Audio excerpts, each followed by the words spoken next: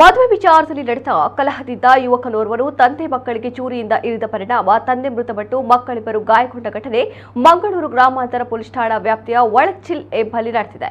ಪೊಲೀಸರು ಆರೋಪಿಯನ್ನ ಈಗಾಗಲೇ ಬಂಧಿಸಿದ್ದಾರೆ. ವಾಮಂಚೂರಿನ ನಿವಾಸಿ 50 ವರ್ಷದ ಸುಲೇಮಾನ್ ಮೃತಪಟ್ಟವರು.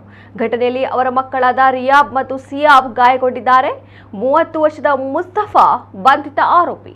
ಮೇ 22ರಂದು ರಾತ್ರಿ 9:30ರ ಸುಮಾರಿಗೆ ಘಟನೆ ನಡೆದಿದೆ. ಮದುವೆ ದಳ್ಳಾಳಿಯಾಗಿ ಕೆಲಸ ಮಾಡುತ್ತಿದ್ದ ಮೃತ ಸುಲೇಮಾನ್ 8 ತಿಂಗಳ ಹಿಂದೆ ತನ್ನ ಸಂಬಂಧಿಯಾದ ಆರೋಪಿ ಮುಸ್ತಫಾನಿಗೆ ಯುವತಿಯೊಬ್ಬಳೊಂದಿಗೆ ವಿವಾಹ ಸಂಧಾನ ಮಾಡಿ ಮದುವೆಗೆ ವ್ಯವಸ್ಥೆ ಮಾಡಿದ್ದರು. ಬಳಿಕ ಅವರಿಬ್ಬರ ವೈವಾಹಿಕ ಜೀವನದ ಭಿನ್ನಾಭಿಪ್ರಾಯದಿಂದ 2 ತಿಂಗಳ ಹಿಂದೆ ಮುಸ್ತಫಾನ ಮನೆಯನ್ನ ತೊರೆದು ಯುವತಿ ತವರು ಮನೆ ಸೇರಿದ್ದಳು.